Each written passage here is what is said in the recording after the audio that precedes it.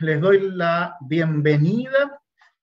Hemos avanzado con el símbolo, vimos la etimología, qué es lo que se refiere a un símbolo, que es unir dos elementos, dos significados para tener un significado, un sentido mayor, más profundo. Además, vimos la identidad del símbolo, la funcionalidad, la estructura global. Sabemos que el símbolo trans significa, es decir, que va más allá del significado de una cosa que conocemos, como habíamos visto el caso de la piedra o de la cruz, ¿sí? En el caso de la cruz, por ejemplo, viene a ser una simbología muy fuerte porque de ser una herramienta de tortura y de muerte, viene a transformarse en el símbolo de la vida para los cristianos, de la resurrección. Así vimos el lenguaje del símbolo y en cuanto a los ejemplos del símbolo mismo, vimos el pez como uno de los primeros símbolos cristianos, que era un acróstico, que en griego se lee ictus y que en castellano significa Jesucristo, Hijo de Dios Salvador. Vimos también el girro o crismón, que viene a unir las dos primeras letras de la palabra Christos, Cristo en griego. Recordaban que la X es esta C mayúscula y la P es la R, la letra Rho, por eso se llama girro. Vimos el alfa y la omega como símbolo de la eternidad de Cristo Jesús. Vimos que era el principio y el fin de todo, de toda la creación de Dios. La cruz, por supuesto, como el símbolo más importante y representativo del cristianismo, y que es para nosotros la señal, el símbolo de la fuerza y la vida que Dios nos da, que va mucho más allá de la cruz de Cristo como aquel lugar en donde fallece, sino que es la cruz de resurrección, la cruz de vida. Vimos símbolos bíblicos como el Cordero de Dios, que quita el pecado del mundo, el pan y los peces, que nos recuerdan siempre la obra de Cristo entre los creyentes. Por supuesto, el pan y el vino, los elementos de la Santa Cena, que muchas veces, como una señal de unión con la naturaleza, se presentan como uvas y trigo, ¿no? En donde ese pan y ese vino se trabajan para que Dios realice su obra y no simplemente caen del cielo como si fueran maná. El pan y el vino se trabajan para que estos elementos que Dios crea por amor a nosotros en la naturaleza sean este fruto de la tierra que nos da vida, la presencia real de Cristo. Vimos los símbolos bíblicos, en este caso del Espíritu Santo, ¿no? Espíritu Santo que se representa a través de una paloma, en el caso del bautismo, en el caso de Noé, por ejemplo, la paloma tiene una pequeña rama de olivo. En el caso de Pentecostés, vienen estas lenguas como de fuego, en donde aparece el fuego como símbolo también del Espíritu Santo, que inspira a los discípulos hasta el día de hoy.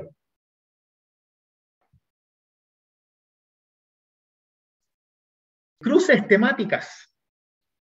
Hay distintos tipos de arte que nos hablan de la cruz de Cristo. Por ejemplo, la cruz de Jerusalén nos habla de una cruz con 4 cruces alrededor, una cruz que es como un signo más, que nos sigue la forma natural de una cruz. Y esas 4 mini cruces a la izquierda, ¿no es cierto? A la izquierda arriba, nos recuerdan los 4 evangelios que nos muestran a Cristo. Casi siempre cuando nosotros vemos algo que es 4, nos debe recordar a los 4 evangelios. Esta cruz recuerda la centralidad de la buena noticia de Cristo que conocemos a través de los mismos 4 evangelios. Siempre del evangelio, porque el evangelio es la buena noticia. Eso significa la palabra evangelion en griego, buena noticia.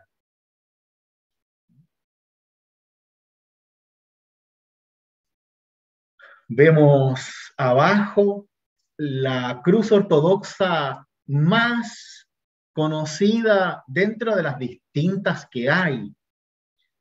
En este caso, esta cruz en cada uno de sus aristas tiene esta señal trinitaria con las 3 pelotitas que hay en cada lado, ¿sí? Estamos viendo la cruz abajo a la izquierda. Eso significa una centralidad de esta visión de cruz en cuanto a lo trinitario, a diferencia de la de arriba, que es una cruz más tosca, centrada en la palabra. Esta cruz es más redondita porque casi siempre que se intenta simbolizar la Trinidad, se hace o se intenta hacer con espacios circulares para que no tenga punta. En realidad, dentro de la teología y la simbología de la imagen, no se debe pintar la Trinidad, porque sería dibujar a Dios. Y eso no se puede. Entonces, todo lo que uno dibuje de la Trinidad va a ser siempre un intento que va a ser cerrado, porque vaya a ser un triángulo, vas a hacer estas pelotitas que tiene la cruz, vas a hacer un montón de cosas trinitarias, pero que a la larga nos dan este mensaje de que Dios no se puede contener dentro de una imagen.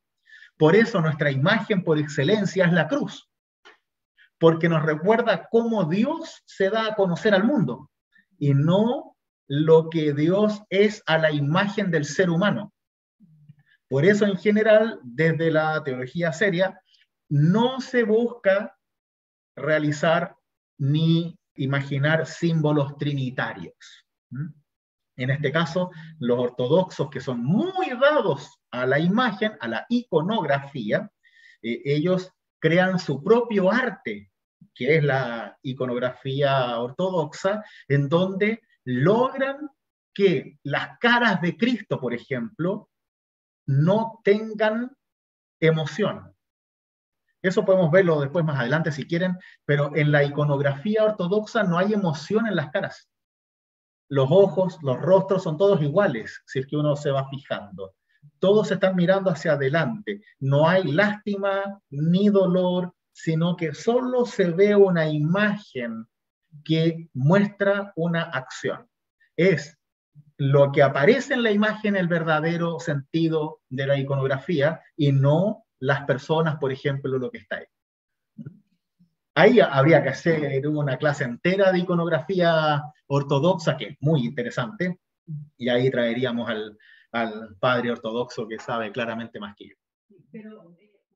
La iglesia cristiana tiene el primer cisma, la primera división, en el 1054 después de Cristo, en donde se separa la iglesia de Oriente con sede en Constantinopla y la iglesia de Occidente con sede en Roma.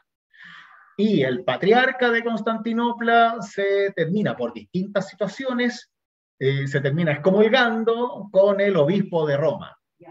Y una vez que se excomulgan mutuamente, al final queda la iglesia dividida y ahí empieza a ser Roma el centro de la iglesia cristiana de Occidente, la iglesia católica, y Constantinopla, la de la ortodoxa oriental. El tema es que después viene el Imperio Otomano, que arrasa con todo el oriente, todo lo que es Turquía, Estambul, donde estaba Constantinopla, y llegan hasta el borde con Austria en la época de la Reforma. De hecho, esa es una de las razones por la cual la Reforma se da en Alemania, porque el emperador Carlos V, que odiaba a Lutero con todo su corazón, no puede enviar y matar a todos los luteranos de una vez porque está preocupado de los turcos en Austria, que si llegan a pasar van a arrasar con lo que encuentren. Entonces todas las fuerzas europeas estaban pensadas en los turcos, no en un guatón alemán que toma cerveza que está quitándole piso al Papa. Entonces, en un principio a Lutero no lo toman en serio. Y cuando pretenden tomarlo en serio ya era demasiado tarde, porque los príncipes alemanes se unen con Lutero y le dicen al emperador, bueno, si te vas en contra de él, te vas en contra nuestra, ¿y qué prefieres? ¿Seguir luchando con los turcos con nuestra ayuda o tener una guerra en Alemania contra ti? Carlos V no tuvo otra que ceder y aceptar la confesión de Augsburgo, que era la confesión de los luteranos, y desde ahí el proceso reformador siguió después en Suiza con Calvino, después se fue a Gran Bretaña con Enrique VIII, a Holanda, a Países Bajos, Bélgica y todo el norte de Europa. El tema es que lo que sucede en Oriente es que las iglesias ortodoxas siguen funcionando clandestinamente durante el Imperio Otomano. Si bien las cruzadas van sacando a los turcos de los lugares santos y de ciertos espacios, a la larga terminan perdiendo. Hasta el siglo XX, en donde el imperialismo británico y todo eso retoman todos esos lugares.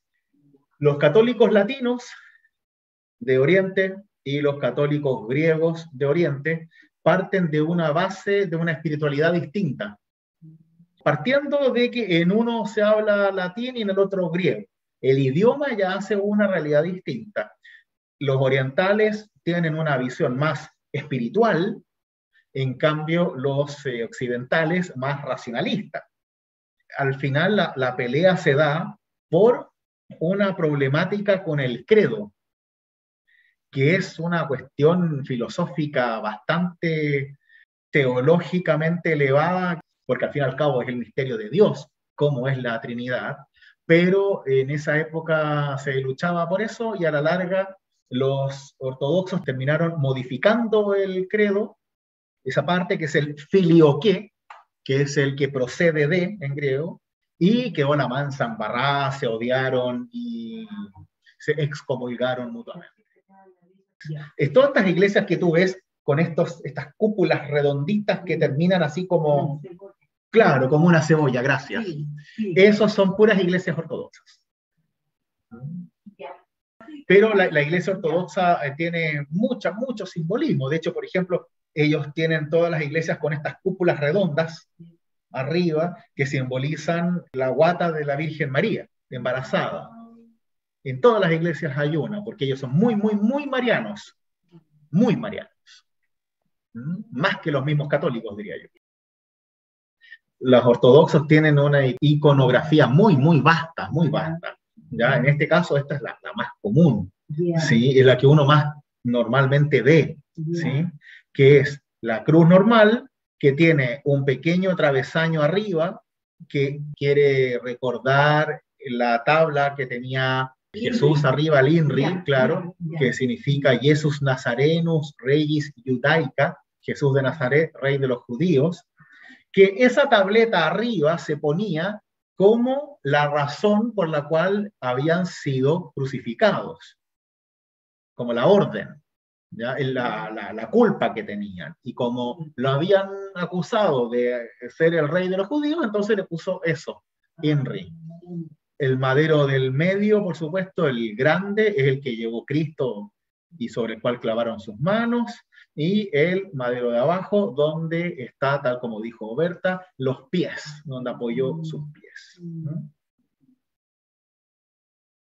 Ahí, ¿qué significa el IC y el XC? A ver si aprendieron de la clase pasada.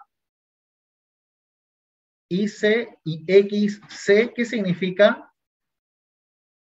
Las iniciales de Jesús, de Cristo. Muy bien. Es Jesús Christos. Las iniciales. Estas estaban acá. Por si acaso, aquí. IC y XC. La primera y última letra de cada uno de los nombres, Jesús y Christos. Eso está en el video anterior, por si acaso. Que la cruz celta a la derecha es una cruz que está formada por estas pequeñas uniones de anillos entrelazados que simbolizan la unidad de las comunidades centradas en Cristo. Falta Cristo. Se remonta a los primeros tiempos del cristianismo en Irlanda. Esto es parte de la tradición cultural de Irlanda, ¿no? Esta forma de los anillos que se interpreta dentro de la cruz como la unidad de la iglesia, que es diversa, que tiene muchas comunidades. Pensemos que cuando el evangelio llega a Irlanda, fue uno de los últimos lugares a donde llega en Europa, porque está muy arriba. ¿Sí? Así que toma muchas de las simbologías del mismo pueblo irlandés o celta. ¿Sí? El círculo marca la unidad de la iglesia, que está sujeta en la cruz de Cristo. El de afuera es el que, claro, el que tiene la unión. El de el medio lo que hace es unir esta realidad desde lo trino. Si uno se fija acá, siempre van a formar tres cositas. 1, 2 y 3. Esto, como les decía, sigue el arte de los celtas. Y abajo vemos una de las cruces más modernas, que es la cruz de la fe, esperanza y amor, que une tres conceptos centrales en el pensamiento del apóstol Pablo, ¿no? La cruz que inspira la fe, el corazón, el amor, y el ancla, la esperanza. Y está todo hecho con una forma de ancla, asimilando que vamos en la barca de la iglesia y que nuestra seguridad en toda tormenta es el ancla que es Cristo en nuestras vidas. Es bien interesante este tipo de cruz, la puse acá, porque más que una cruz que asimila una determinada cultura en su forma, como son las otras tres, esta es una cruz forjada desde la misma comprensión teológica de una idea particular del apóstol Pablo. Entonces, acá vemos cómo el arte se maneja también con una intencionalidad. O sea, tenemos claramente acá el símbolo de un ancla. Ese es el símbolo. Y se transforma el ancla en un símbolo con un significado cristiano. Se modifica el ancla para que podamos usarlo como símbolo cristiano. Con intencionalidad. Es una forma distinta. Los otros símbolos normalmente van naciendo de la misma experiencia. En este caso, es más artístico.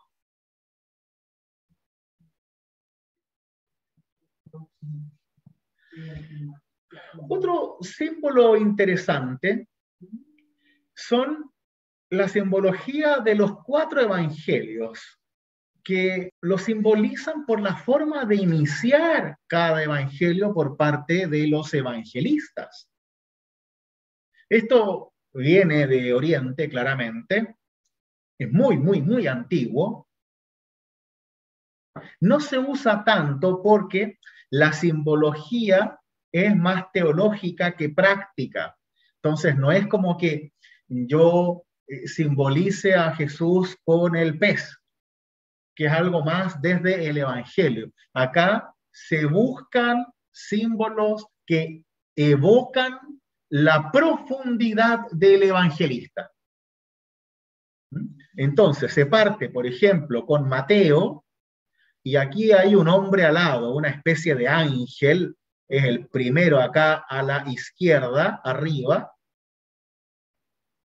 porque es el que dedica espacio a la genealogía de Jesús, el Hijo del Hombre. Y como es Jesús y es iconografía oriental, le ponen alas a cualquier cosa, porque todo tiene como un nivel bien celestial. Entonces, Mateo tiene el símbolo de un hombre alado porque habla de la genealogía de Jesús, el Hijo del Hombre. Abajo tenemos a Marcos, el león, porque recuerda la predicación de Juan Bautista que ruge como un león para mostrar a Cristo. Como ven, es una simbología centrada en cosas muy particulares. El Lucas, aquí abajo a la derecha, es un buey,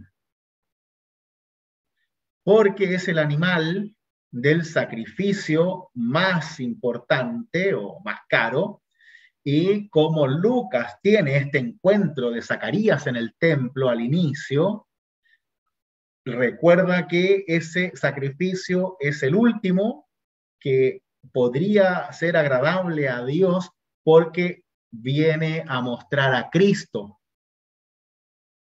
Porque luego de que Zacarías, que es el papá de Juan Bautista, va a hacer ese sacrificio, recibe la noticia de Dios que va a ser padre de Juan Bautista.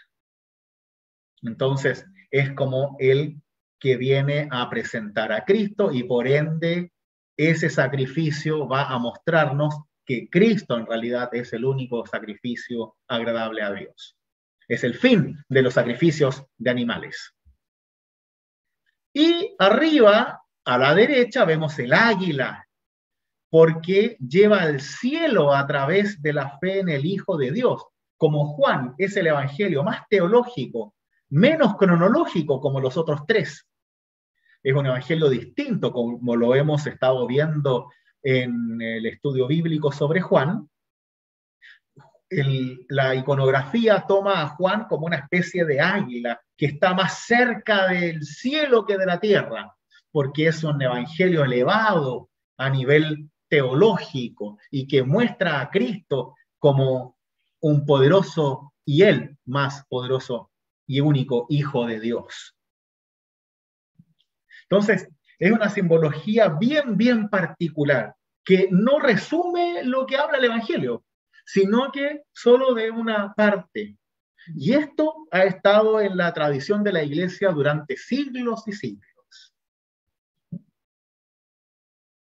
Y acá bajito en la cruz vemos a María y al discípulo amado, como están en el relato de Juan. Rudy, en todas las iglesias están interpretados los evangelistas de esta misma forma. Desde mi experiencia es el único símbolo que yo conozco de los 4 evangelios. Hay algunos más claros, yo les puse este porque es más antiguo. Hay, por supuesto, más modernos con imágenes de distinto tipo, ahí ya es cosa de arte. Pero siempre, por ejemplo, Lucas sería representado por un buey y Mateo con alas. Claro, así es. Yeah. Sí, es el único símbolo que yo conozco de los 4 evangelios. El tema es que como no es tan representativo en cuanto a la temática de los evangelios. No es como que uno diga, mira, el buey, pucha, veo el buey y automáticamente me representa Lucas. Es como, no sé, no se usa mucho. Y es muy, muy particular. Entonces, no es tan claro ni tan representativo como el peso, la cruz o el alfa y el omega que aparecen ahí claramente en el texto bíblico. Entonces, por ejemplo, no sé, pues Marcos no habla de un león, es una interpretación del rugido que viene por la predicación de Juan Bautista. Les traigo esto más que nada para que vean que no toda la simbología cristiana antigua es tan clara como las anteriores, sino que aquí es más una interpretación teológica de cada evangelio. Pero que no lo acaba, simplemente es una visión. Aquí les puse un pequeño texto de un dominico, Jacobo de la Vorágine, del siglo XIII, que trata de explicar esto, ¿no? Y lo dice así. Acá dice, la cara de hombre simboliza a Mateo, porque este evangelista destacó más que los otros sobre la humanidad de Jesús. Esta es su interpretación, ¿eh? No significa que agote la interpretación del símbolo. La cara de buey representa a Lucas, que fue el que con mayor relevancia expuso el carácter sacerdotal de Cristo, recordando los sacrificios en el templo y el carácter sacrificial de la muerte de Cristo. Atribuimos la cara de león a Marcos, que detalló más sobre la resurrección del Señor. Y porque inició su relato con Juan Bautista, conmoviendo a los pecadores con los rugidos de su predicación. Y el águila que vuela más alto que las demás aves, simboliza al evangelista Juan, que con especial elevación escribió sobre la divinidad de Cristo y la Trinidad. Es como que está en el cielo el evangelio de Juan. Es una interpretación de los evangelios. Y aquí llegamos a uno que tiene mucho que ver con nosotros.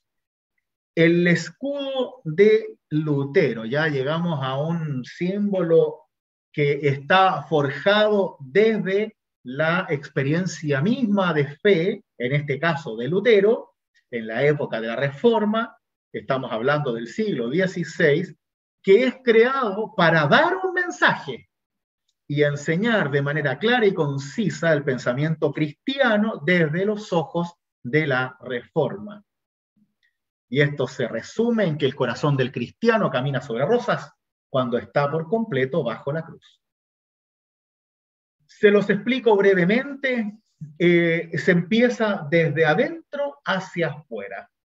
El escudo tiene una cruz negra porque la cruz produce muerte, la cruz de la crucifixión. Pero está puesta sobre un corazón rojo porque el corazón da vida. Y Cristo hace que la cruz de muerte sea para los cristianos una cruz de vida. Por eso siempre está con el corazón. Y el corazón mantiene su color rojo porque está vivo. Y para nosotros la cruz es señal de vida con la resurrección de Cristo. Ese corazón reposa sobre una rosa blanca que nos expresa el gozo, el consuelo y la paz. Y es blanca porque recordamos que la fe nos hace santos a los ojos de Dios a través del bautismo y herederos de la vida eterna. Pero de esa rosa también salen espinas, en donde recordamos nuestra inherente tentación al mal y que vivimos continuamente como justos, hechos santos por Dios y pecadores. Tenemos la vida como una rosa blanca, pero no podemos olvidar las espinas que sí están y que son parte de nuestra experiencia de fe cotidiana. Y toda esa rosa está puesta sobre un fondo azul celeste que nos recuerda que está todo dentro del cielo de Dios, de la creación de Dios, y que la fe es el comienzo del gozo celestial por venir, sellado en la esperanza de resurrección y vida eterna. Y este símbolo es sellado por un anillo de oro como el material más importante de la época, que nos habla de que todo está dentro de la providencia de Dios, que nada escapa de Dios y que Dios nos cuida como una promesa eterna, tal como el anillo matrimonial. Este es un anillo de compromiso de Dios hacia nosotros, en donde Dios nos dice, la vida es así. Y ustedes, si la viven por fe, van a vivir dentro de la protección de fe de este anillo que tiene todo bajo el cielo de Dios, en donde vivimos como santos y pecadores, gracias a la vida que Dios en Cristo nos da en la cruz. Obviamente que este símbolo tiene 100 tipos distintos de arte.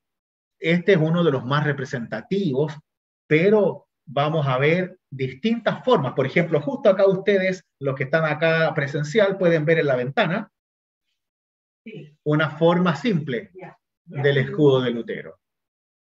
Acá les puse otro tipo en blanco y negro, solo para que vean arriba que hay distintas formas de expresarlo, ¿ya? Acá yo les explico el sentido verdadero del símbolo y de lo que significa para la fe. Ahora, cada iglesia, cada cultura va a poder forjar una imagen con este mismo sentido y otros sentidos más. Nosotros creamos uno que para nuestra iglesia que habla sobre los ministerios. Esta es una forma de escudo de Lutero que creamos junto con Belén y Montserrat, que es la cruz de los ministerios de nuestra iglesia, en donde se establece que está la cruz, ¿no es cierto?, sobre el corazón rojo, y que dentro de la rosa de santidad y las espinas del pecado aparecen la forma de trabajar de la iglesia, los ministerios de la iglesia. El morado es la liturgia, el naranjo es la comunión, el azul es la sustentabilidad, la administración de la iglesia, la diaconía, el servicio en amarillo, y en verde la educación, la formación cristiana. Está bonito. La estamos trabajando todavía, pero para que vean, esta es una forma de expresar el escudo de Lutero desde un nivel congregacional comunitario. Y así hay cientos de tipos de escudos de Lutero. ¿Y cuál fue el original? ¿El original de Lutero? Sí. Esa es una de las cruces más antiguas, o que se cree que es una de las originales de Lutero, más hecha a mano, ¿no? Y así tenemos distintos tipos de cruces de Lutero. Gracias. No, de nada.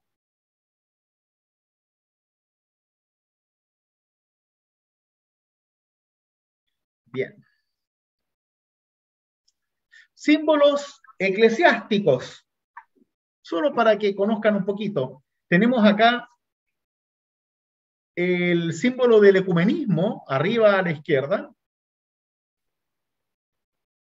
que tal como lo habíamos visto antes, nos recuerda la barca donde toda la iglesia está con Jesús navegando por los caminos del Evangelio.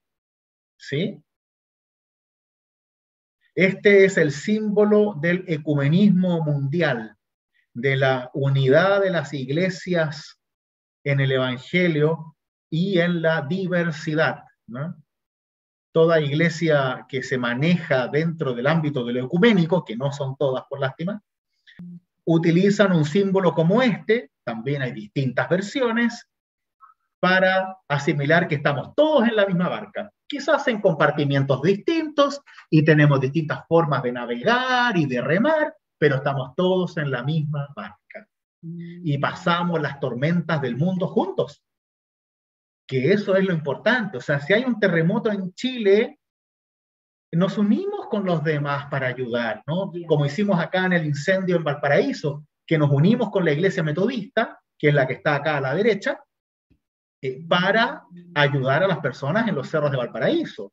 Y pudimos levantar a 50 familias desde la nada hasta la construcción de sus hogares. Y eso lo hicimos en conjunto con la Iglesia Metodista de Chile, de Valparaíso. En este caso, la Iglesia Metodista de Chile pone el símbolo del metodismo, que es la cruz con la llama, dentro de un copihue, señalando que es una iglesia metodista en Chile. Yo lo encontré cuando lo vi muy original. Para que sepan, este símbolo de la iglesia metodista viene con una cruz, porque la cruz es el centro de la fe, y John Wesley, que es el formador de esta visión eclesiástica que es el metodismo, era un pastor anglicano que en el siglo XVIII estaba perdido, no estaba dejando su fe porque la iglesia anglicana estaba muy unida al poder y a la riqueza y terminó en Gran Bretaña siendo la iglesia del rey y no de los pobres. Y él predicaba a los pobres, iba a las minas de carbón. Se cuenta la historia de que él pasaba más horas en el caballo yendo a distintos lugares que las horas que él mismo predicaba. Enseñaba continuamente y se encargaba de los pobres.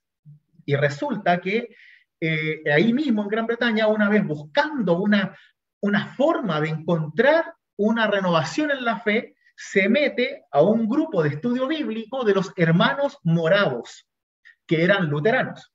Y ellos estaban leyendo el prefacio de Lutero al libro de los Romanos.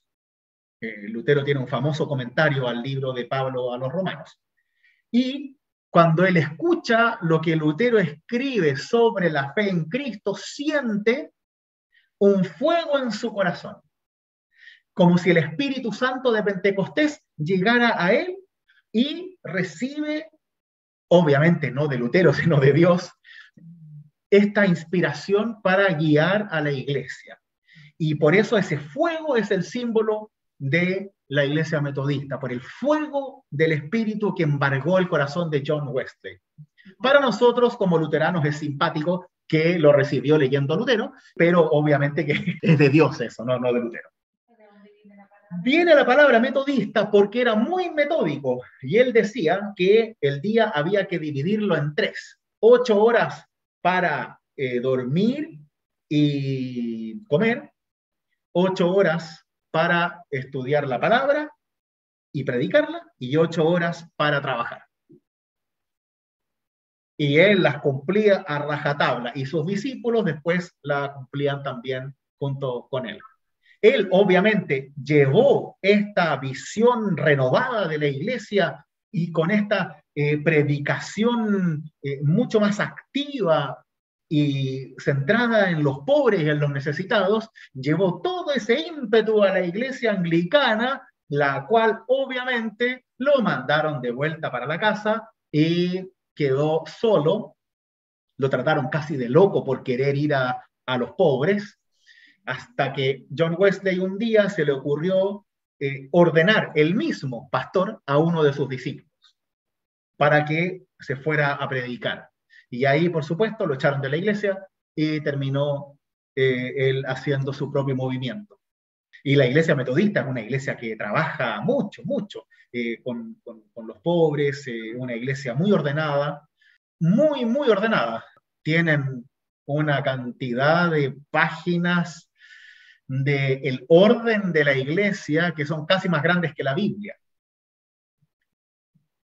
Y aquí abajito a la izquierda les puse el nuevo símbolo de la Federación Luterana Mundial, que es un símbolo bien revolucionario, en donde eligen el color azul porque evoca la tranquilidad y la fortaleza, una doble visión del espíritu.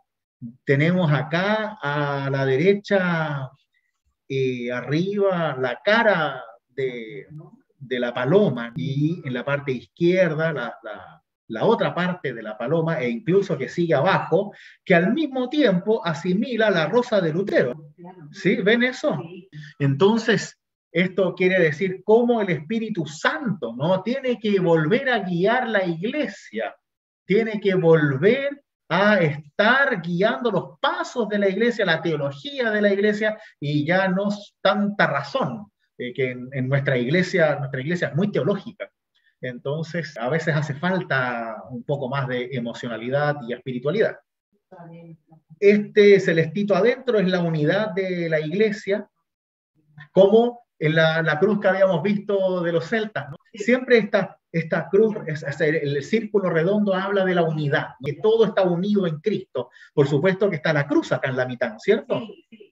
La mano representa la labor que la iglesia debe hacer. No es la mano de Dios, sino la mano nuestra, que no podemos contentarnos con vivir la cruz, sino que tenemos que trabajar, tenemos que servir en diaconía, ayudar a los necesitados, acompañar, alimentar, vestir, que la fe tiene una dimensión práctica y no solamente de adoración o de escuchar la palabra, sino que todo eso te tiene que llevar a hacer algo en el mundo.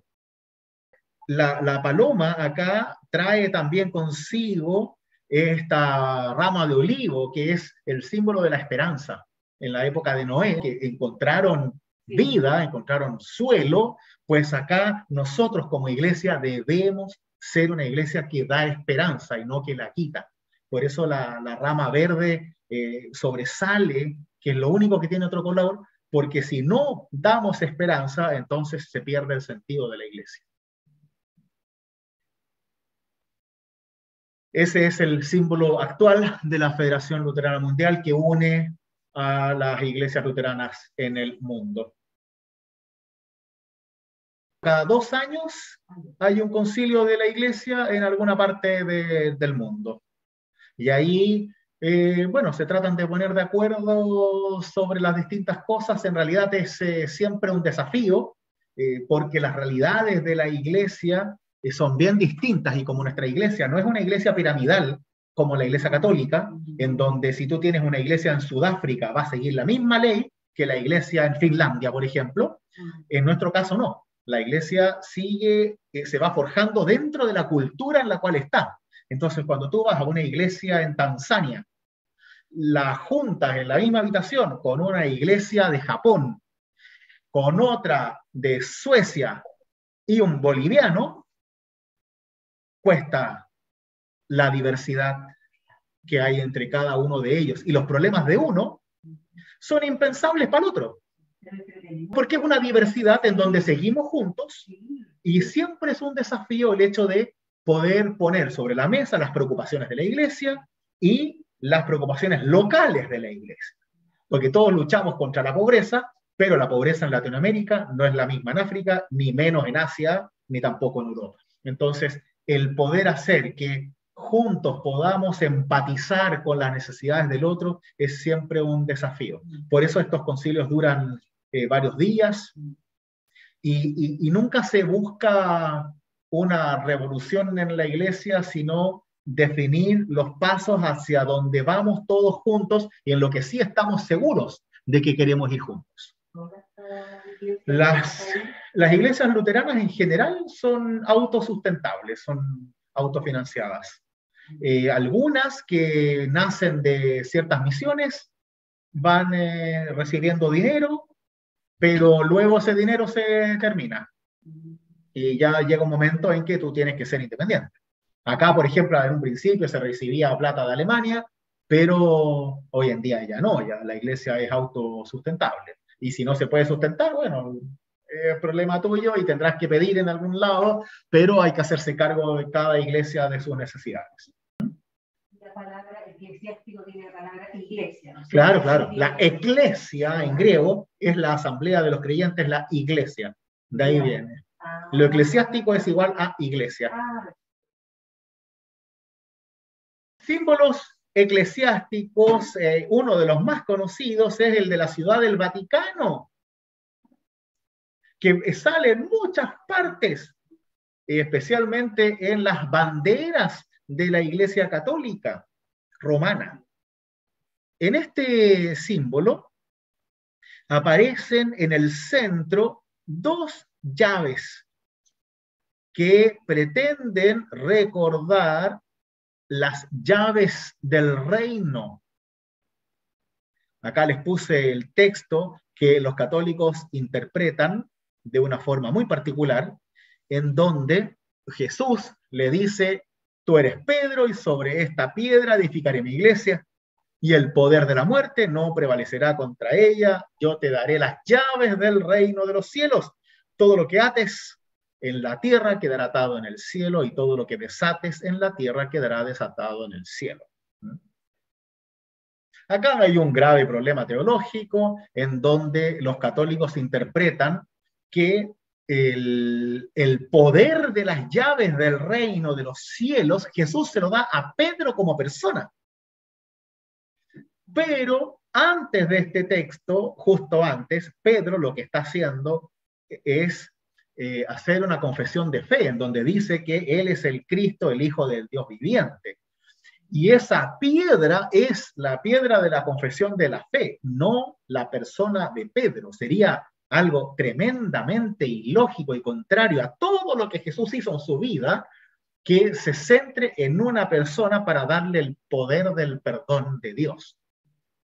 Pero bueno, con esto la Iglesia Católica sostiene que Pedro tiene ese poder, y como Pedro para ellos es el primer papa, que por supuesto no tiene ningún asidero histórico ni teológico, las llaves de la Iglesia permanecen en el papado en Roma, y por eso la Iglesia Apostólica Católica Romana, para ellos mismos, es la única iglesia cristiana, de verdad.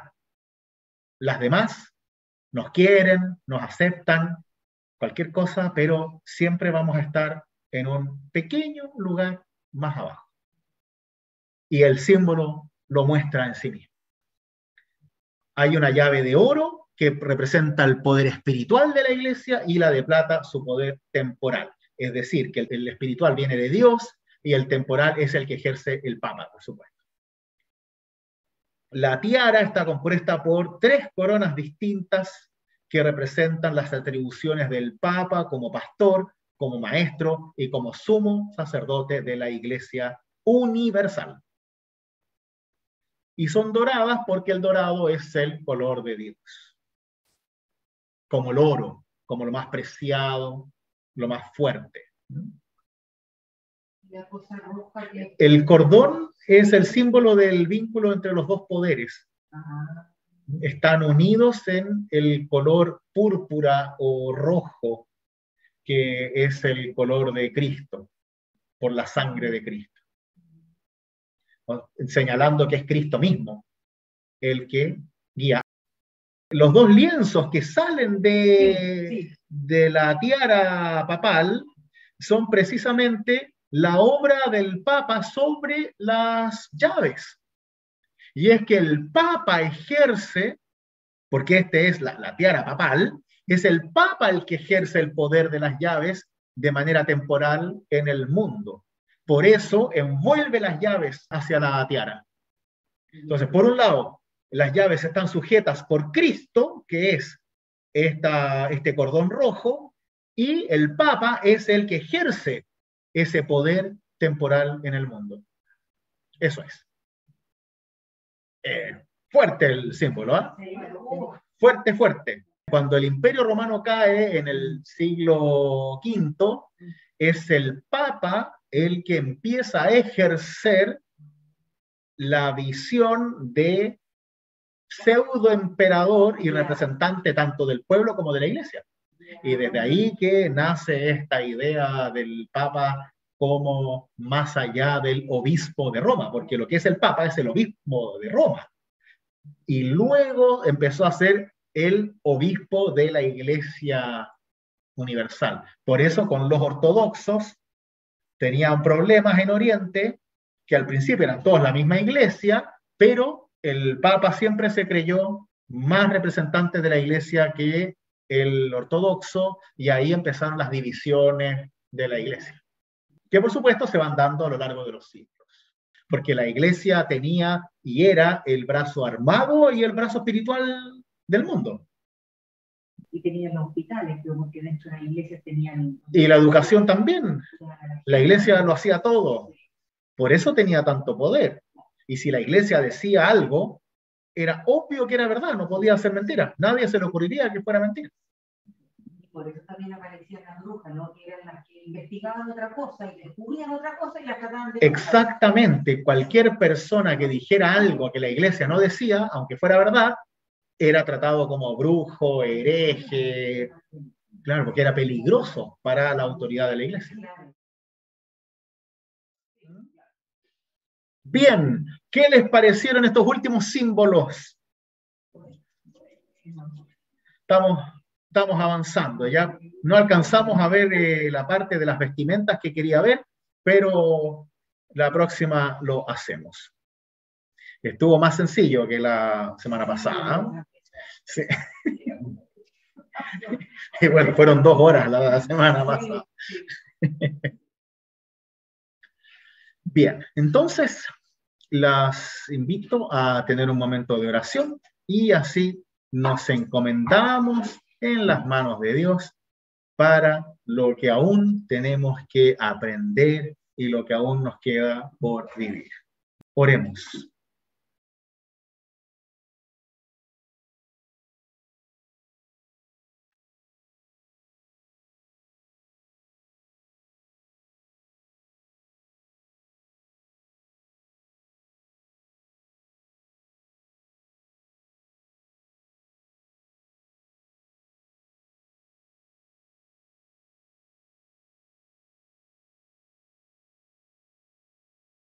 Amado Dios, gracias porque nos permite seguir aprendiendo también desde lo simbólico de tu palabra y de la fe que tú nos das. Permítenos profundizar en estos temas para que así salgamos de la única forma de conocerte, que es a través de tu palabra, y podamos emocionarnos, dejarnos experimentar con tus símbolos sagrados, con imágenes que nos pueden colaborar a comprender ciertos elementos de la fe que a veces necesitan más ayuda y que complementan tu santa y única palabra revelada. Sabemos que todo esto es para conocerte a ti, Señor, y para que desde ese conocimiento podamos entregarnos en tus manos y servirte en este mundo por el resto de nuestros días. Ayúdanos y manténnos unidos para hacerlo juntos, aprender cada día a hacerlo mejor y que todo lo que hagamos, lo hagamos en nombre de tu Hijo Jesús, para que siempre se haga tu voluntad por sobre la nuestra. Derrama tu bendición sobre cada uno y cada una de nosotros. Cuida especialmente a Alex y que pueda pronto estar recuperado y participar junto con nosotros. Y a los que no han podido venir, manténlos unidos a tu fe y que pronto estemos todos juntos celebrando esa fe y la unidad en tu espíritu. Te lo pedimos, Señor, confiados en tu amor por nosotros, con aquellas palabras que tu Hijo nos enseñó. Padre nuestro que estás en los cielos, santificado sea tu nombre. Venga a nosotros tu reino. Hágase tu voluntad, así en la tierra como en el cielo. El pan nuestro de cada día, dánoslo hoy, y perdona nuestras deudas, así como nosotros perdonamos a nuestros deudores. Y no nos dejes caer en la tentación, mas líbranos del mal, porque tuyo es el reino, el poder y la gloria, por los siglos de los siglos. Amén. Que el buen Dios, que es Padre, Hijo y Espíritu Santo, los bendiga ahora y siempre. Amén.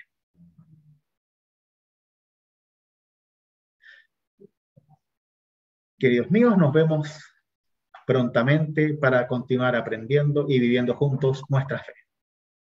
Muchas gracias. Gracias. Buen retorno a casa. Gracias a ustedes por compartir y seguimos unidos en este maravilloso camino de la palabra de Dios. Cuídense y nos vemos pronto.